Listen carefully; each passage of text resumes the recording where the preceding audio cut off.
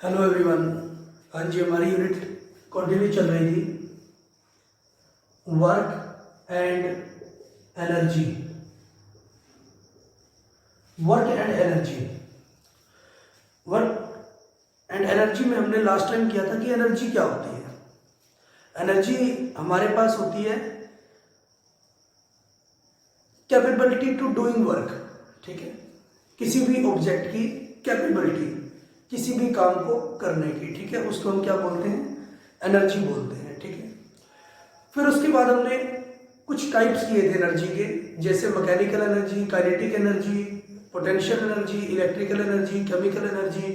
ठीक है, और आज हम डिस्कस करते हैं काइनेटिक एनर्जी क्या होती है। ठीक है, काइनेटिक एनर्जी, काइनेटिक एनर्जी। सबसे पहले तो काइनेटिक एनर्जी होती क्या है और फिर उसका एक्सप्रेशन हम डिस्कस करेंगे यहां पर। ठीक है, हाँ जी, देखिए काइनेटिक एनर्जी क्या होती है। कोई भी हमारे पास मूविंग ऑब्जेक्ट है वो भी वर्क कर सकता है। ठीक है, कोई भी मूविंग ऑब्जेक्ट भी वर्क कर सकता है। जैसे जो ब्लोइंग विंड्स है, ठीक है, हवाएं जो चल रही है, वो विंड मिल में जो विंड मिल है उसको क्या कर सकती है? रोटेट, उसके जो पेडल्स होते हैं उसको रोटेट करवा सकती है। ठीक है, हाँ जी, जो भी है जो मूविंग बुलेट है, ठीक है, वो अपने टारगेट को अचीव कर सकती है। ठीक है, मींस वो भी क्या कर रही है?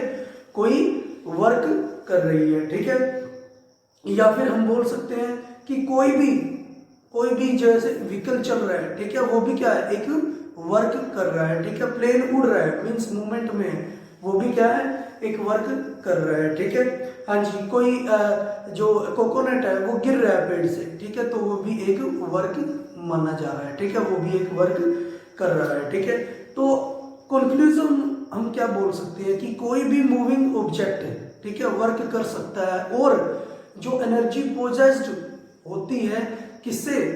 ऑब्जेक्ट में। ठीक है, जो भी एनर्जी कंटेन करता है object due to its motion, उसको हम क्या बोलते हैं? Kinetic energy. ठीक है, तो हम लिख सकते हैं द एनर्जी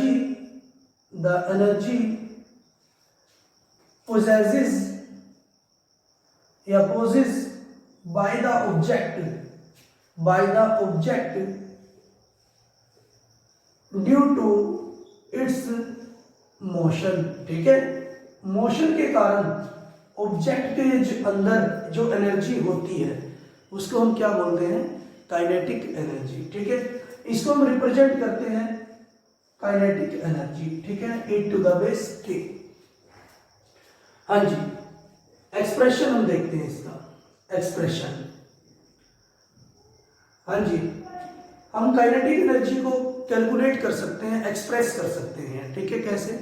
मान लो कोई ऑब्जेक्ट है जिसका मास है m, कोई ऑब्जेक्ट है जिसका मास है m, क्लियर, और वो मूव कर रहा है with A initial velocity u, clear, move कर रहा है with A initial velocity u, clear, हाँ जी, इनिशियल वेलोसिटी u से मूव कर रहा है।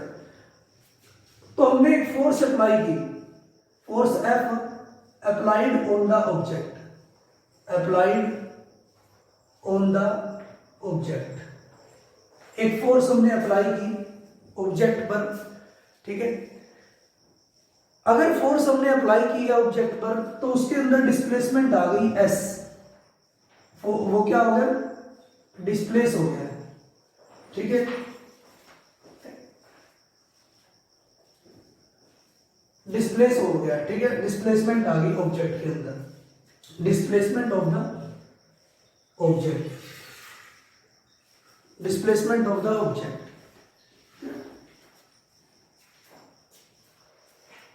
हाँ जी, अगर डिस्प्लेसमेंट आ गई ऑब्जेक्ट के अंदर तो हम बोल सकते हैं कि उसकी जो वेलोसिटी है वो भी चेंज हो गई है। ठीक है, उसकी वेलोसिटी चेंज हो गई है u से v। ठीक है, तो मैं बोल सकता हूं v is final velocity, final velocity of the object. ठीक है, v बन गई है final velocity of the object, ठीक है। और अगर फाइनल वेलोसिटी या फिर वेलोसिटी चेंज हुई है तो इसका मतलब उसमें कुछ ना कुछ एक्सेलरेट भी हुआ है या फिर एक्सेलरेशन भी प्रोड्यूस हुई है। तो ए क्या है, acceleration, acceleration produces of the object, ठीक है। हाँ जी, क्लियर है। मैं बोल सकता हूँ मास है, मूव कर रहा है कोई ऑब्जेक्ट, m मास है जिसका इनिशियल वेलोसिटी u से मूव कर रहा है। जब हम फोर्स अप्लाई करते हैं F तो उसके अंदर डिस्प्लेसमेंट आ जाती है s, ठीक है, मींस उसकी वेलोसिटी भी चेंज हो जाती है जिस, और फाइनल वेलोसिटी हम बोल देते हैं v। तो एक्सेलरेशन भी प्रोड्यूस उसमें हो जाती है, ठीक है। तो मैं बोल सकता हूँ कि जो टोटल वर्क डन हुआ, टोटल वर्क डन हुआ W इक्वल टू क्या होगा, F इंटू S, ठीक है। W इक्वल टू हो गया F इंटू S, क्लियर। हाँ जी, टोटल वर्क डन हो गया हमारा W equal to F into S। अब हम बोल सकते हैं कि जो फोर्स होता है हमारे पास, फोर्स होता है वो होता है मास इंटू एक्सेलरेशन, हमने पढ़ा है, ठीक है। Force equal to mass into acceleration, clear. हाँ जी, उसके बाद हम बोलते हैं कि हमने इक्वेशन पढ़ी है मोशन की, ठीक है। 3 इक्वेशन हमने मोशन की पढ़ी है, उसमें से मैं एक इक्वेशन ले लेता हूं, v square minus u square equal to 2as, ठीक है। v square minus u square equal to 2as, ठीक है। यहां से s की वैल्यू आ गई मेरे पास, s इक्वल टू v square minus u square by 2a, v square minus u square by 2a, clear. हाँ जी, वर्क डन में पुट करते हैं, वर्क डन में हम पुट करते हैं तो w इक्वल टू क्या है, w equal to F into S है, F की वैल्यू पुट करते हैं, W equal to M into A, clear, into S की वैल्यू पुट करते हैं v square minus u square by 2a, clear है। a से a कैंसिल हो गया, ठीक है, a से a कैंसिल हो गया। तो W इक्वल टू क्या हुआ, टोटल वर्क डन, ठीक है। W इक्वल टू आ गया मेरे पास 1/2 m v square minus u square, ठीक है। W equal to 1/2 v square minus u square, clear. हाँ जी, उसके बाद हम बोल सकते हैं अगर हमारे पास कोई भी ऑब्जेक्ट स्टेशनरी पोजीशन पर है, if an object lies at stationary position, stationary position means rest में है कोई ऑब्जेक्ट, तो उसकी जो इनिशियल वेलोसिटी होगी वो क्या होगी, 0 होगी, ठीक है। इनिशियल वेलोसिटी क्या होगी, 0 होगी।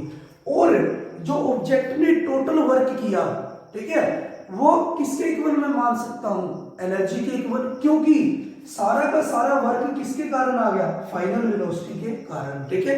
फाइनल वेलोसिटी के कारण मीन्स उसकी मूवमेंट के कारण, ठीक है, क्योंकि फाइनल वेलोसिटी कब आई, जब वो मूव करना स्टार्ट किया, ठीक है, या फिर वेलोसिटी अटेन की आफ्टर द मूवमेंट, ठीक है, जब u 0 हो गया, ठीक है। और मूवमेंट कब करेगी, जब उसमें कुछ एनर्जी होगी। या फिर मैं बोल सकता हूं कि वर्क डन है मेरे पास, ठीक है, वर्क डन है मेरे पास। वर्क डन क्या होता है, वर्क डन क्या होता है, जो एनर्जी होगी हमारे पास, ठीक है, एनर्जी होगी तभी तो कोई ऑब्जेक्ट वर्क कर पाएगा, ठीक है। तो इस टोटल वर्क डन को हम क्या मान सकते हैं, एनर्जी मान सकते हैं, ठीक है। और एनर्जी किस कारण, मूवमेंट के कारण, क्योंकि ये तो हमारा क्या हो गया, रेस्ट में हो गया, ठीक है। यू तो क्या होगा हमारा, 0 हो गया। तो W को मैं लिख सकता हूं काइनेटिक एनर्जी, क्लियर, E के equal to half mv square, ठीक है। काइनेटिक एनर्जी हमारे पास क्या होगा, E equal to 1/2 half mv, 1/2 mv square, ठीक है। कई बुक्स में लिखा होगा kinetic energy equal to half mv square, ठीक है। ये है हमारे पास काइनेटिक एनर्जी का एक्सप्रेशन, क्लियर हो जाएगा। हाँ जी, नेक्स्ट इस पे हम एक न्यूमेरिकल करते हैं।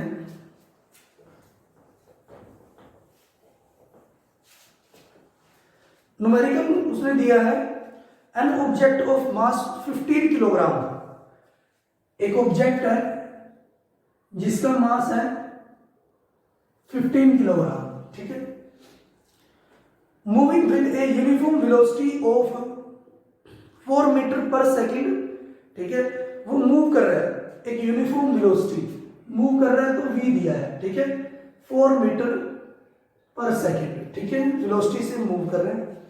What is the kinetic energy possessed by the object, उसकी हमें काइनेटिक एनर्जी बतानी है, ठीक है। काइनेटिक एनर्जी क्या होता है, हाफ mv स्क्वायर, ठीक है, काइनेटिक एनर्जी हमारे पास होता है हाफ mv स्क्वायर, क्लियर। तो ये आ गया 1/2, मास कितना है 15 kilogram, v square 4 metre per second into 4 metre per second, clear.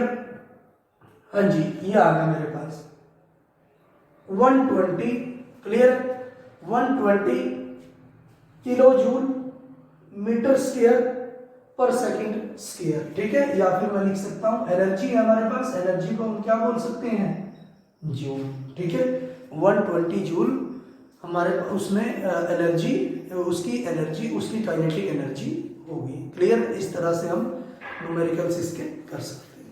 आज के लिए इतना ही, थैंक यू फॉर कोऑपरेशन।